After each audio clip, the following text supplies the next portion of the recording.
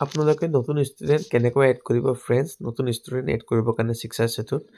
ক'ত গৈ পেলাই আপোনালোকে ডিটেইলছবিলাক এণ্ট্ৰি কৰিব মই গোটেই ভিডিঅ'টোত আপোনালোকে ষ্টাৰ্টিঙৰ পৰা লৈ পেলাই লাষ্টলৈকে দেখুৱাম চ' আপোনালোকে ভিডিঅ'টো আৰম্ভণিৰ পৰা চাই থাকক মই এতিয়া বৰ্তমান আপোনালোকক দেখুৱাই আছোঁ আপুনি কেনেকুৱাকৈ নতুন ষ্টুডেণ্ট শিক্ষা সেতুত এড কৰিব এড কৰাৰ পিছত আপোনালোকে এপ্ৰুভ কৰিবও লাগিব চ' আপোনালোকে ভিডিঅ'টো সম্পূৰ্ণ চাই থাকিব পোনপ্ৰথমে আপোনালোকে ক্ৰমত গৈ পেলাই আপোনালোকে শিক্ষা সেতু .assam.gov.in লিখিব লিখাৰ পিছত আপোনালোকৰ ওচৰত এনেকুৱা পেজ আহিব এইখন পেজত আপোনালোকে নিজৰ user ID password district select কৰি পেলাই কেপচা লিখি পেলাই আপোনালোকে লগইন কৰিব লগইন কৰাৰ লগে লগে আপোনালোকৰ গৈ পেলাই পেজত লগইন হৈ যাব সো মই ইয়াত এটা বৰ্তমান আপোনালোকক লগইন কৰি পেলাই দেখুৱাই আছো চাওক ফ্ৰেণ্ডছ মই এতিয়া বৰ্তমান লগইন কৰি পেলাই দেখুৱালো আপোনালোকক ইয়াত যেতিয়া লগইন কৰিব আপুনি লগইন কৰাৰ পিছত এনে ধৰণৰ পেজ আপোনালোকৰ ওচৰত খুলি পেলাই আহিব তাৰপিছত ফ্ৰেণ্ডছ আপোনালোকে অলপ স্ক্ৰল কৰিব লেফট সাইডত যেতিয়া আপোনালোকে স্ক্ৰল কৰিব স্ক্ৰল কৰাৰ পিছত আপোনালোকে চাব ওপৰতে 3 লাইন দেখা পাই আছে মই জুম কৰি পেলাই দেখুৱাই আছো লেফট সাইডৰ ওপৰত 3 লাইনত ক্লিক কৰিব ক্লিক কৰাৰ পিছত আপোনালোকে আহিব তলত চাওক এটা অপচন দেখা পাই আছে ষ্টুডেণ্ট মেনেজমেন্ট আপোনালোকে ষ্টুডেণ্ট এন্ট্ৰি কৰিব গৈ আছে শিক্ষা সেতুত সো গতিকে আপোনালোকে ষ্টুডেণ্ট মেনেজমেন্টৰ অপচনত গৈ পেলাই ক্লিক কৰিব ক্লিক কৰাৰ পিছত চাওক ফ্ৰেণ্ডছ ইয়াত 2 নম্বৰত অপচন এটা দেখুৱাই আছে এড নিউ ষ্টুডেণ্ট সো আপোনালোকে ইয়াত আহিব এড নিউ ষ্টুডেণ্টত ক্লিক কৰিব ক্লিক কৰাৰ পিছত চাওক ফ্ৰেণ্ডছ এনে ধৰণৰ পেজ আপোনালোকৰ ওচৰত খুলি পেলাই আহি যাব এই পেজটো আপোনালোকে ফিল আপ কৰিব লাগিব সো পেজত আপোনালোকে গোটেই ডিটেইলছ বিলাক আপোনালোকে ইয়াত আছে স্টেপ বাই স্টেপ আপোনালোকে ডিটেইলছ বিলাক ফিল আপ কৰিব লাগিব সো ফৰ এক্সাম্পল কোনবা ষ্টুডেণ্টৰ নাম আপোনালোকে লিখিলে জেন্ডাৰ আছে ইয়াত ক্লিক কৰিব ক্লিক কৰাৰ লগে লগে জেন্ডাৰ বিলাক অটোমেটিক আহি যাব আপোনালোকে সিলেক্ট কৰি ললে হ'ল তাৰপিছত ডেট অফ বাৰ্থ সিলেক্ট কৰিব ডেট অফ বাৰ্থ আহি যাব আপোনালোকে কোনটো গাঁৱত লৰটো থাকে হেবিটেশনত আহি যাব গোটেই ডিটেইলছ বিলাক সব ফ্ৰেণ্ডছ আপোনালোকে ইয়াত ভালকে দেখিলে আপোনালোকে সম্পূৰ্ণ ডিটেইলছ বিলাক ইয়াত পাই যাব তাৰ পিছত আপোনালোকে গোটেই ডিটেইলছ বিলাক ফিল আপ কৰাৰ পিছত আপোনালোকে চাব ইয়াত এটা অপচন দেখা পাব ইয়াতে নেক্সট লাষ্টত গোটেই ফিল আপ কৰাৰ পিছত নেক্সটত গৈ পেলাই ক্লিক কৰিব আপোনালোকে নেক্সটত যেতিয়া ক্লিক কৰিব ক্লিক কৰাৰ পিছত আপোনালোকে সেকেন্ড পেজত আহি যাব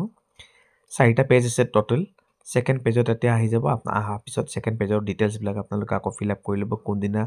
লটো বা সলিডটোক এডমিশন দিছে আপোনালোকে একাডেমিক ইয়াৰ সেশনটো কি হয়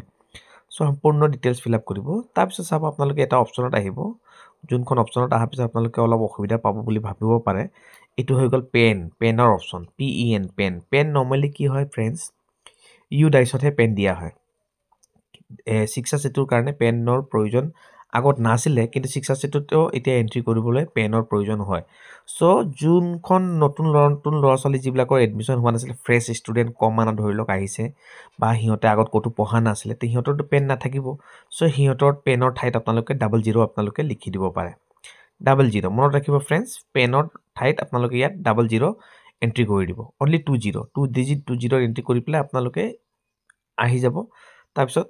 সেকশন roll number যিবিলাক আছে সম্পূৰ্ণ ফিল আপ কৰিব ফিল আপ কৰাৰ পিছত আপোনালোকে আকৌ আহি পেলাই নেক্সটত গৈ পেলাই আপোনালোকে ক্লিক কৰিব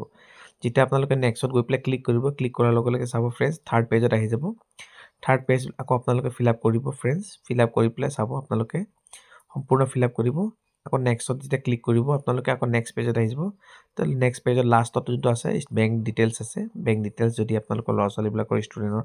আছে তা আপোনালোকে বেংক ডিটেইলছ বেংক নাম্বাৰ বিলাক ফিল আপ কৰি প্লাস সেভত ক্লিক কৰিব সেভত ক্লিক কৰাৰ লগে লগে ষ্টুডেন্টৰ নাম এন্ট্ৰি হৈ গৈছে বা হৈ যাব বুলি আপোনালোকে ভাবিব পাৰে কিন্তু হোৱা না সম্পূৰ্ণ কামবিলাক আপোনালোকে যেতিয়া সেভত ক্লিক কৰিব সেভত ক্লিক কৰাৰ পিছত আপোনালোকে চাব আকৌ 3 লাইন যোনটো দেখা পাই আছে লেফট সাইডত ইয়াত আহিব কাম এটা অলপ থাকি গৈছে লেফট সাইডত ক্লিক কৰি পেলাই আহিলে আপোনালোকে ক্লিক কৰি আহা পিছত চাব ফ্ৰেণ্ডছ তলত আপোনালোকে আহিব আপোনালোকে ইয়াত ক্লিক কৰাৰ পিছত যেতিয়া সেভ মাৰি দিব সেভ মাৰাৰ পিছত আপোনালোকৰ নাম লৰছলিৰ এটেন্ডেন্সত শো নকৰে আপোনালোকে সো আপোনালোকে আহিব লাগিব তলত চাওক এটা অপচন দেখা পাই আছে মই দেখুৱাই আছো নিউ ষ্টুডেন্ট এপ্ৰুভেল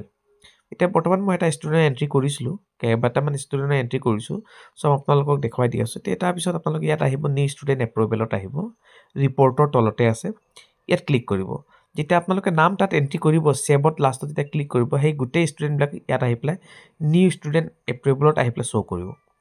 সো আপোনালোকে নিউ ষ্টুডেন্ট এপ্ৰুভেলত আহি যাব তেতিয়া আহা পিছত ইয়াত আপোনালোকে আহি পেলাই এপ্ৰুভ কৰিব লাগিব ক্লিক কৰি ল'ব যোন কিটা ষ্টুডেন্টক আপোনালোকে এপ্ৰুভ কৰি বিচাৰিছে এপ্ৰুভ কৰি ল'ব বা ভুলত যদি কাবাৰ নাম এন্ট্ৰি হৈ গৈছে তাক ৰিজেক্ট কৰিম বুলি যদি বিচাৰে আপোনালোকে ৰিজেক্ট হৈ যাব আৰু যিবিলাকৰ নাম সম্পূৰ্ণ শুদ্ধ আছে হিহঁতৰ নাম আপোনালোকে এপ্ৰুভ কৰিম বুলি বিচাৰিলে এপ্ৰুভ কৰি ল'ব চ' মই ষ্টুডেণ্ট কেইবাটামানৰ নাম এণ্ট্ৰি কৰিছিলোঁ চ' এটা ষ্টুডেণ্টৰ মই ইয়াত এপ্ৰুভ কৰি পেলাই দেখুৱাই দি আছোঁ চাওক এইটো ষ্টুডেণ্টৰ এপ্ৰুভ কৰাৰ আগতে ইয়াত ক্লিক কৰি ল'ব এনেকুৱা ক্লিক কৰাৰ পিছত আপোনালোকে আহিব অহাৰ পিছত আপোনালোকে সম্পূৰ্ণ ল'ৰা ছোৱালীবিলাকৰ নাম একেলগতে আপোনালোকে চিলেক্ট কৰিব পাৰে চ' মই দুটা ষ্টুডেণ্টৰ লৈছোঁ এপ্ৰুভত গৈ পেলাই ক্লিক কৰিলোঁ ক্লিক কৰাৰ পিছত চাব ফ্ৰেণ্ডছ ইয়াত অপশ্যন আহিছে are you sure want to approve selected student so' আপোনালোকে এপ্ৰুভত ক্লিক কৰিব ক্লিক কৰাৰ লগে লগে চাওক your request has been initially successful changes will be reflected after 24 hours so' ষ্টুডেণ্টটো এতিয়া বৰ্তমান আপোনালোকৰ যোনটো শিক্ষাসাথী এপছত আছে ষ্টুডেণ্ট এনৰলমেণ্টত যদি যাব আপোনালোকে তাত যাই পেলাই চেক কৰিলে গম পাব যে ষ্টুডেণ্টৰ ডিটেইলছ আপোনালোকৰ ইয়াত এণ্ট্ৰি হৈ গৈছে তাৰপিছত ফ্ৰেণ্ড এণ্ট্ৰি হৈ গৈছে যেতিয়া ভাবি আপোনালোকে গম পাই গ'লে এণ্ট্ৰি হৈ গ'ল ছাবমিট হৈ গ'ল নিউ এপ্ৰুভেল হৈ গ'ল তাৰপিছত ফ্ৰেণ্ডছ আপোনালোকে ইয়াৰ পৰা আপোনালোকে ৰিটাৰ্ণ আহি যাব ৰিটাৰ্ণ অহা নিজৰ মোবাইলত আপোনালোকে শিক্ষাসাথী যোনটো এপছ আছে এপছখন খুলিব খোলাৰ পিছত ফ্ৰেণ্ডছ আপোনালোকে ইয়াত আহিব ষ্টুডেণ্ট এনৰলমেণ্ট যোনটো দেখা পাই আছে সেই ষ্টুডেণ্ট এনৰলমেণ্টত গৈ পেলাই ক্লিক কৰিব ক্লিক কৰাৰ পিছত চাব ফ্ৰেণ্ডছ মই এতিয়া ক শ্ৰেণীৰ ষ্টুডেণ্ট এণ্ট্ৰি কৰিছিলোঁ চ' ক শ্ৰেণীৰ ষ্টুডেণ্টত চাওক এতিয়া ইয়াত আপোনালোকে যদি ক্লিক কৰে ক্লিক কৰাৰ লগে লগে ফ্ৰেণ্ডছ আপোনালোকে ইয়াত দেখা পাব চাব যিকেইটা ষ্টুডেণ্ট আপোনালোকে এণ্ট্ৰি কৰি পেলাই নিউ এপ্ৰুভেলত গৈ পেলাই এপ্ৰুভ কৰিছে গোটেই ষ্টুডেণ্টৰ নামবিলাক ইয়াত আহি যাব চ' এইবিলাক নতুন ষ্টুডেণ্ট হয় সিহঁতৰ নাম এণ্ট্ৰি হৈ গৈছে চ' ফটো সিহঁতৰ আপলোড কৰিব লাগিব ফটো যেতিয়ালৈকে আপুনি আপলোড নকৰে ইয়াত ফটো আপলোড কৰিবৰ কাৰণে ইয়াতে ক্লিক কৰিব কেমেৰা অন হৈ যাব তাৰপিছত সেই ষ্টুডেণ্টটোৰ আপুনি ফটো ক্লিক কৰিব ক্লিক কৰাৰ পিছত ছাবমিট কৰিব ষ্টুডেণ্টৰ ডিটেইলছবিলাক আপোনালোকৰ ওচৰত আহি যাব চ' ফ্ৰেণ্ডছ অহাৰ পিছত তাৰপিছত নেক্সটৰ পৰা আপোনালোকে এটেণ্ডেঞ্চ সিহঁতৰ ল'ব পাৰিব চ' ফ্ৰেণ্ডছ ভিডিঅ'টোত ইমানেই আছিলে